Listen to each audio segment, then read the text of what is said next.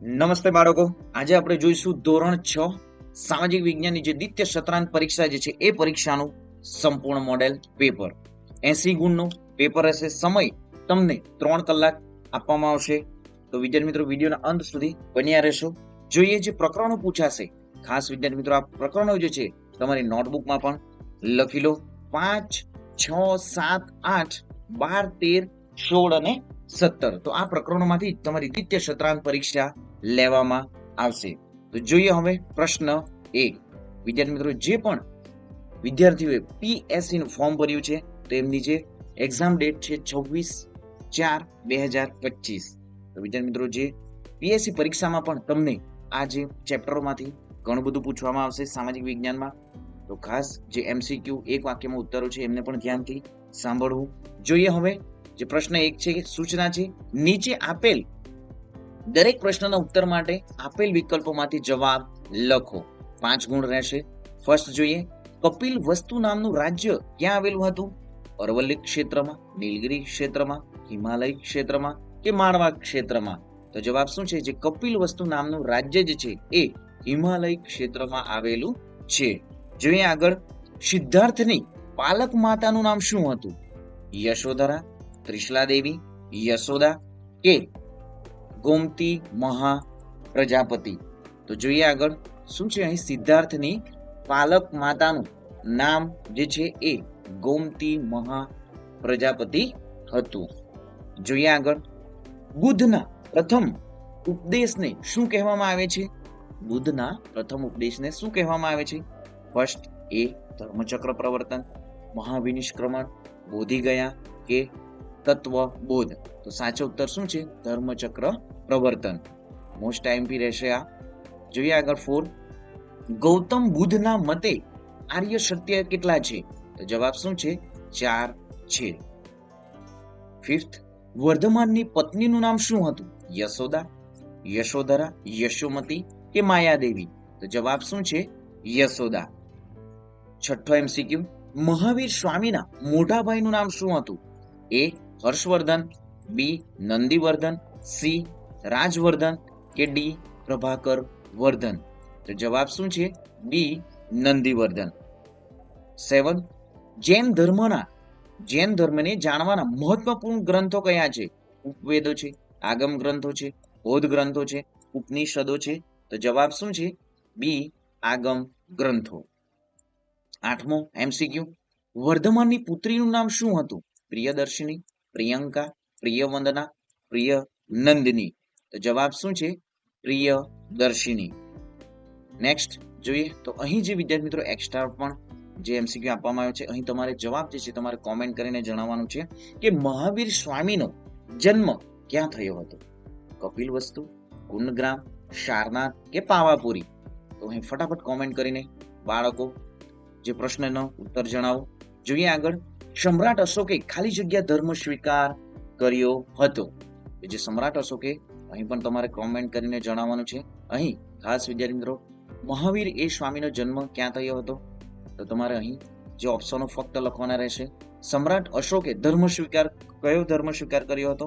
તો તમારે અહીં જવાબ શબ્દોમાં લખવાના રહેશે. અને ખાસ વિદ્યાર્થી મિત્રો આ સંપૂર્ણ 80 ગુણનું જે મોડેલ પેપર છે, તો ખાસ જે વિડીયોના અંત સુધી જોડાયેલા રહેજો. ઘણું બધું વિદ્યાર્થી મિત્રો અહીં જે મોસ્ટ આઈએમપી ક્વેશ્ચનો પણ આપવામાં આવે છે, તો પૂછાશે અને પૂછાશે. તો જોઈએ હવે પ્રશ્ન 2. અવિભાગ, નીચે આપેલ વિધાનોમાં ખાલી જગ્યા પૂરો. તો અહીં જે વિધાનોમાં ખાલી જગ્યા જે પૂરવાની રહેશે. તો જોઈએ આપણે ફર્સ્ટ જે ક્વેશ્ચન છે, અહીં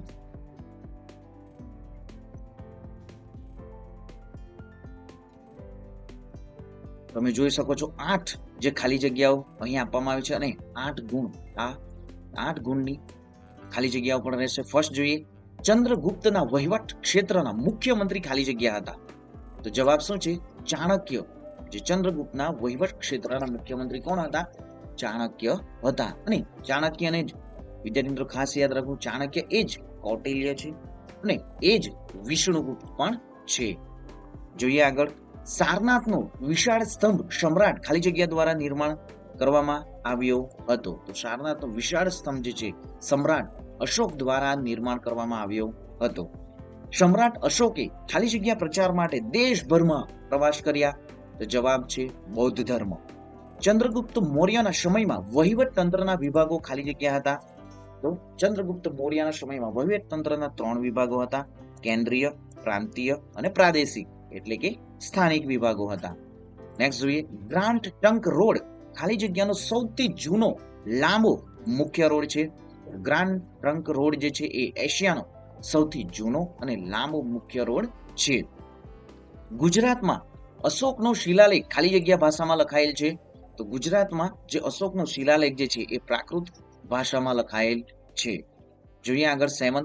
સમ્રાટ અશોકે ખાલી જગ્યા ધર્મ સ્વીકાર્યો હતો? તો સમ્રાટ અશોકે બૌદ્ધ ધર્મ જે છે સ્વીકાર્યો હતો. સૌરાષ્ટ્રમાં ખાલી જગ્યા સુદર્શન તળાવ બંધાવ્યું હતું?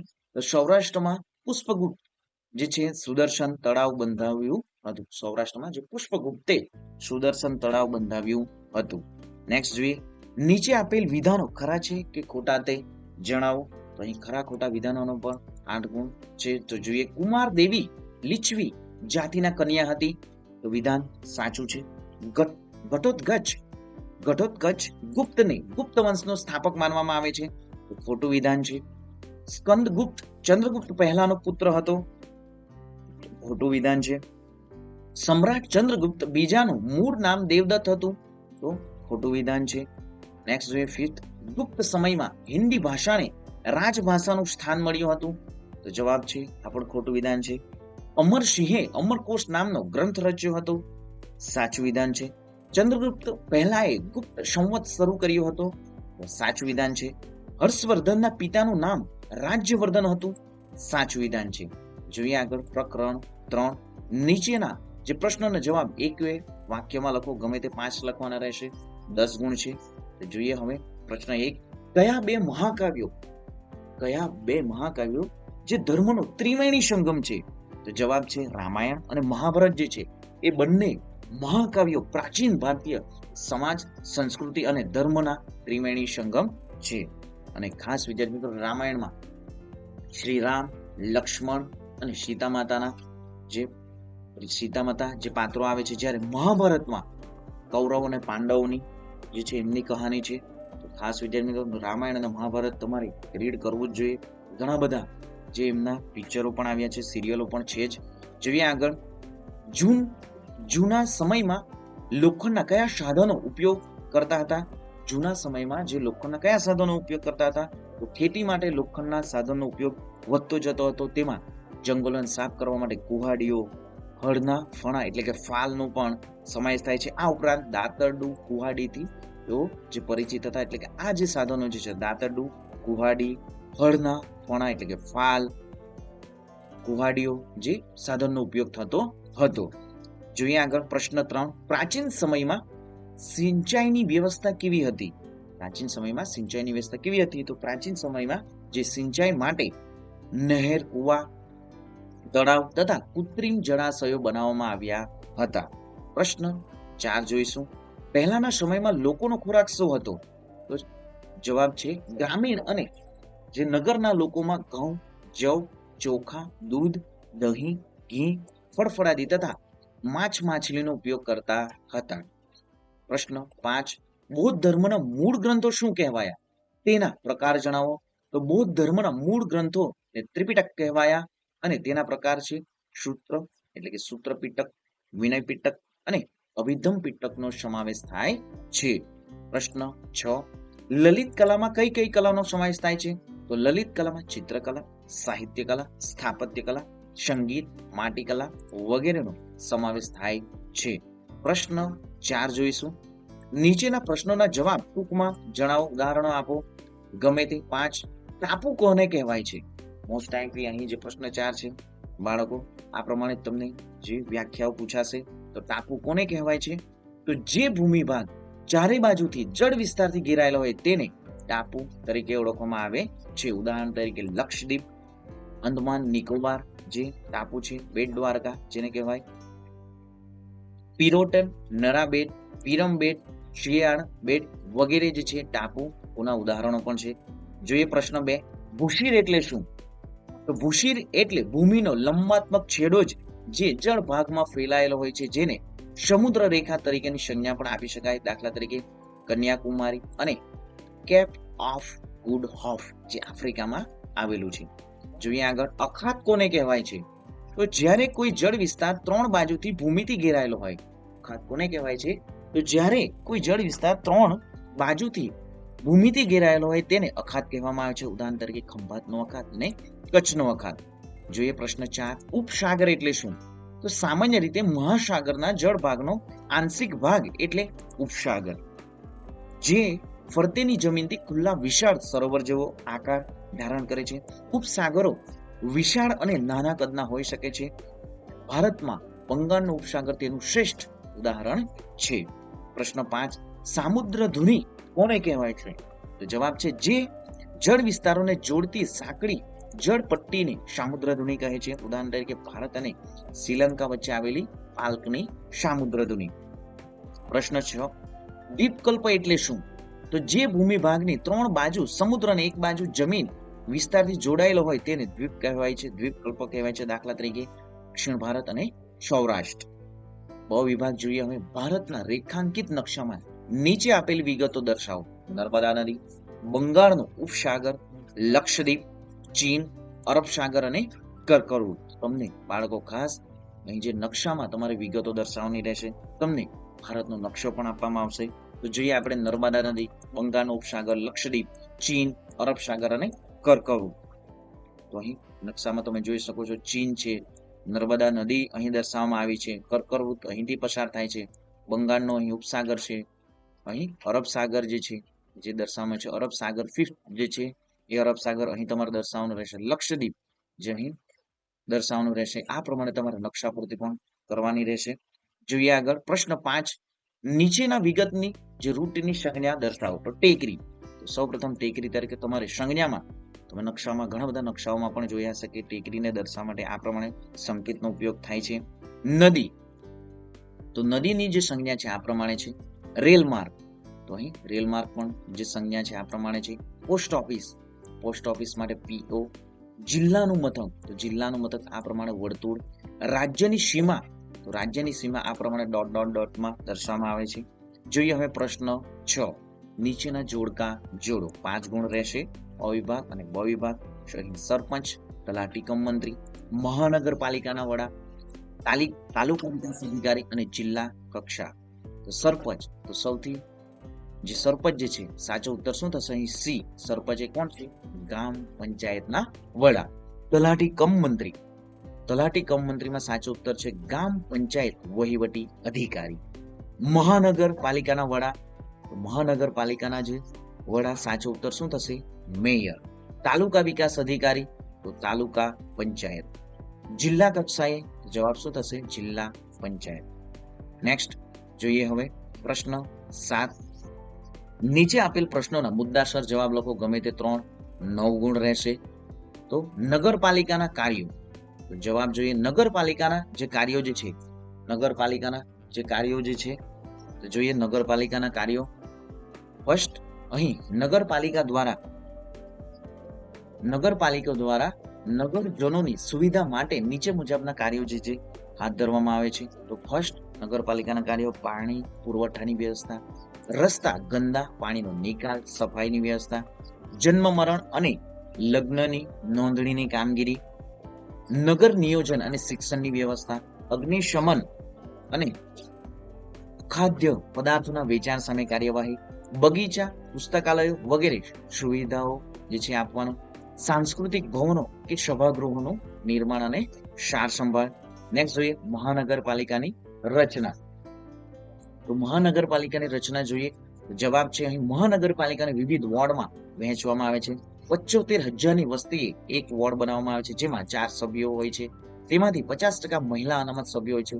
શહેરના મતાધિકાર ધરાવતા તમામ મતદારો ચૂંટણીમાં મતદાન કરી શકે છે અને પોતાના વિસ્તારના કોર્પોરેટરને ચૂંટે છે. વિવિધ વોર્ડમાંથી ચૂંટાયેલા સભ્યો બહુમતીથી પોતાનામાંથી મેયર ચૂંટી કાઢે છે. મેયર પોતાના હોદ્દા પર 2.5 વર્ષ માટે રહે છે. જોઈએ આગળ હવે ગામ પંચાયતના આવકના સાધનો. તો ગામ પંચાયતના જે આવકના સાધનો છે પાણી વેરો, સફાઈ વેરો, મિલકત વેરો અને દુકાન વેરો. રાજ્ય સરકાર અને કેન્દ્ર સરકાર તરફથી મળતું અનુદાન જે છે એ ગ્રામ પંચાયતના આવકના સાધનો છે. જોઈએ આગળ હવે તાલુકા પંચાયતના કાર્યો. તો તાલુકા પંચાયતના જે કાર્યો જે છે, તાલુકામાં સ્વાસ્થ્ય અને આરોગ્ય વિષયક સેવાઓ પૂરી પાડવી, રોગચાળા નિયંત્રણની કામગીરી કરવી, ગ્રામ્ય માર્ગો બનાવવા તથા જાળવણી કરવી, પ્રાથમિક શાળાઓની સ્થાપના અને સંચાલન કરવું, તાલુકા કક્ષાએ ખેતીવાડી સુધારણાનું આયોજન કરવું, સ્ત્રી કલ્યાણ, યુવક પ્રવૃત્તિઓ, સામાજિક વિકાસ અને સહાય પૂરી પાડવી. જોઈએ આગળ અહીં નેક્સ્ટ તો પૂર, આગ અને અકસ્માત વગેરે આકસ્મિક સંજોગોમાં મદદ. આ જે છે એ તાલુકા પંચાયતના કાર્યો છે. જોઈએ નેક્સ્ટ હવે પ્રશ્ન જે છે 8-10 ગુણનો રહેશે. નીચેના પ્રશ્નનો જવાબ ટૂંકમાં લખો, ગમે તે 5.